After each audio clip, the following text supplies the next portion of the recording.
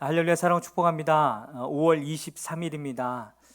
오늘도 하나님을 의지하기를 원하고 또 하나님의 선하신 인도하심이 있기를 원하는데 오늘도 말씀을 통해서 그 하나님 앞에 나아가는 하루가 되기를 주님의 이름으로 축복합니다. 함께 하나님의 말씀을 암송하시겠습니다. 요한복음 1장 12절 말씀, 영접하는 자 곧 그 이름을 믿는 자들에게는 하나님의 자녀가 되는 권세를 주셨으니. 요한복음 1장 12절 말씀. 아멘. 요한복음 1장 12절 말씀, 영접하는 자 곧 그 이름을 믿는 자들에게는 하나님의 자녀가 되는 권세를 주셨으니. 요한복음 1장 12절 말씀. 아멘. 오늘 함께 통독할 하나님의 말씀은 욥기 32장에서 34장의 말씀입니다. 함께 기도하겠습니다. 하나님, 이 시간 내가 나사렛 예수 그리스도의 이름으로 축복하며 선포합니다. 오늘도 말씀 앞에 서 있는 주님의 백성들 안에 주님의 성령께서 임할 것입니다. 주님의 성령께서 충만하게 임하셔서 말씀을 통독하는 가운데, 이 말씀을 붙드는 가운데 하나님 아버지의 어떠함이 충만하게 임하는 귀한 시간이 될 것입니다. 성령 하나님, 그렇게 행하시고 그렇게 역사하여 주시옵소서. 그렇게 행하실 주님을 찬양하며 예수 그리스도의 이름으로 기도했습니다. 아멘. 욥기 32장입니다. 욥이 끝내 자기가 옳다고 주장하므로 이 세 사람은 욥을 설득하려고 하던 노력을 그만두었다.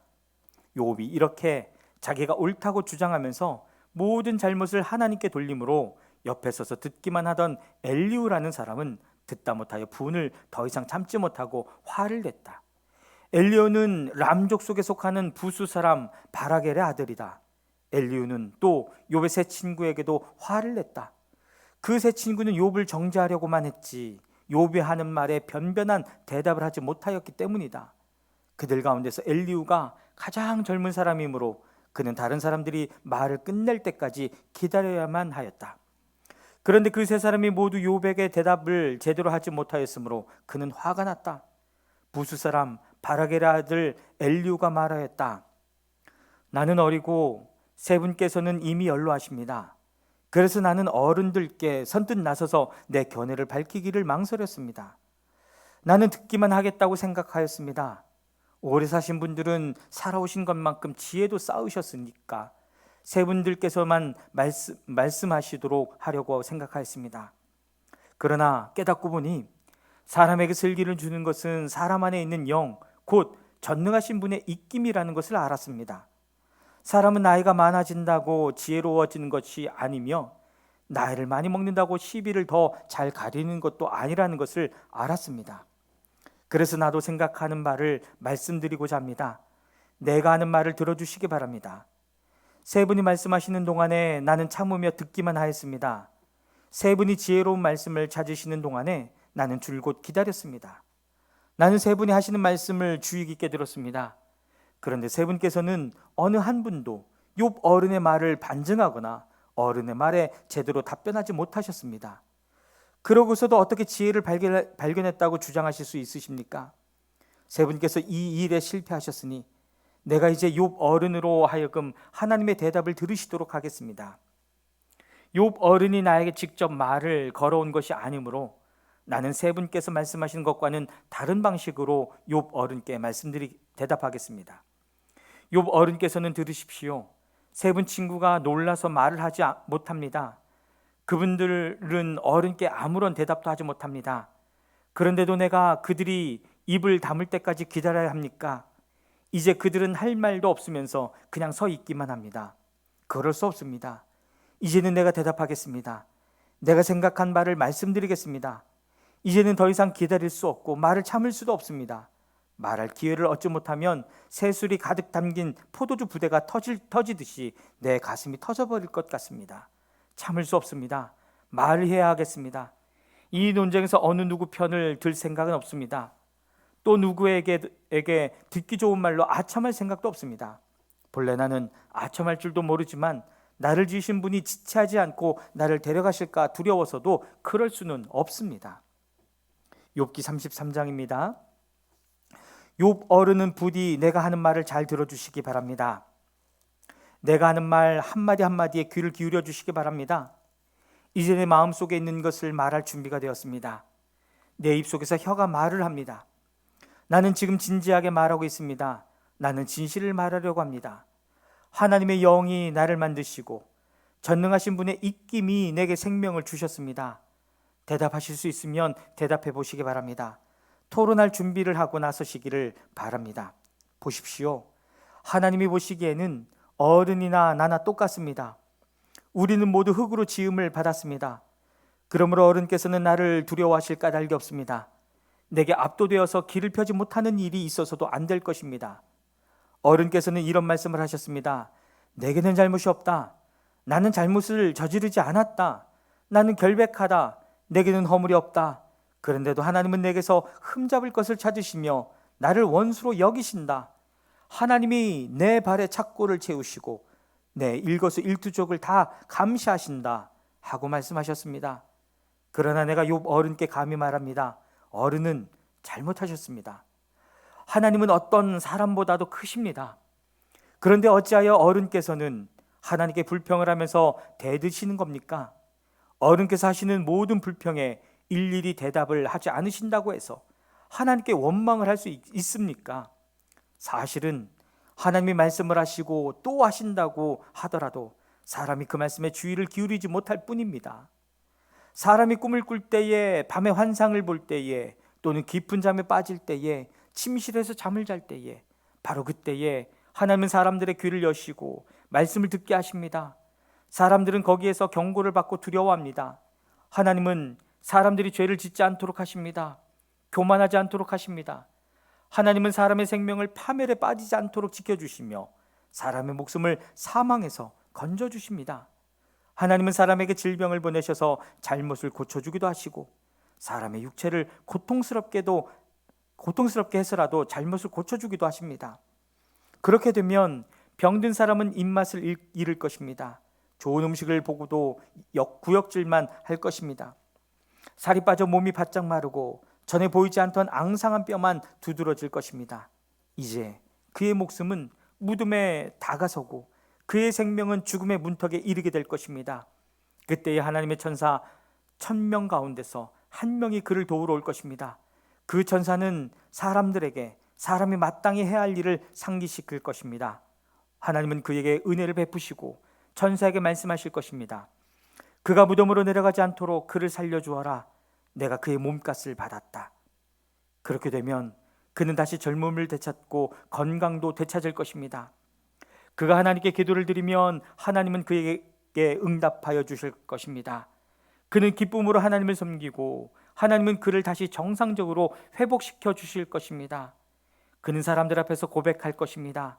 나는 죄를 지어서 옳은 일을 그르쳤으나 하나님이 나를 용서하여 주셨습니다. 하나님이 나를 무덤에 내려가지 않게 구원해 주셨기에 이렇게 살아서 빛을 즐기게 되었습니다 하고 말할 것입니다. 이 모두가 하나님이 하시는 일입니다. 하나님이 사람에게 두 번, 세 번 이렇게 되풀이 하시는 것은 사람의 생명을 무덤에서 다시 끌어내셔서 생명의 빛을 보게 하시려는 것입니다. 어른은 귀를 기울여 내 말을 들으십시오.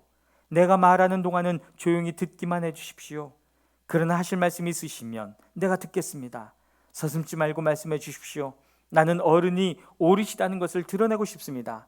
그러나 하실 말씀이 없으시면 조용히 들어주시기만 바랍니다. 그러면 내가 어른께 지혜를 가르쳐 드리겠습니다. 욥기 34장입니다. 엘리후가 욥의 세 친구에게 말하였다. 지혜를 자랑하시는 어른들께서는 내 말을 들으시기 바랍니다. 아는 것이 많다고 자부하시는 세 분께서 내게 귀를 기울여 주시기 바랍니다. 어른들께서는 음식을 맛만 보시고도 그 음식이 좋은 음식인지 아닌지를 아십니다. 그러나 지혜의 말씀은 들으시고도 잘 깨닫지 못하시는 것 같습니다. 이제는 우리 모두가 무엇이 옳은 것인지를 알아보고 진정한 선을 함께 이룩하여 볼 수 있기를 바랍니다. 욥 어른은 이렇게 주장하십니다. 나는 옳게 살았는데도 하나님은 나의 옳음을 옳게 여기지 않으신다. 또 욥 어른은 내가 옳으면서도 어찌 옳지 않다고 거짓말할 수 있겠느냐. 나는 심하게 상처를 입었다. 그러나 나는 죄가 없다 하고 말씀하십니다. 도대체 욥 어른과 같은 사람이 또 어디에 있겠습니까? 그는 하나님을 조롱하는 말을 물 마시듯 하고 있지 않습니까? 그리고 그는 나쁜 일을 하는 자들과 짝을 짓고 악한 자들과 함께 몰려다니면서 사람이 하나님을 기쁘게 해드린다 해도 덕볼 것은 하나도 없다 하고 말합니다. 분별력이 많으신 여러분은 내가 하는 말을 들어보시기 바랍니다. 하나님이 악한 일을 하실 수 있습니까? 전능하신 분께서 옳지 않은 일을 하실 수 있습니까?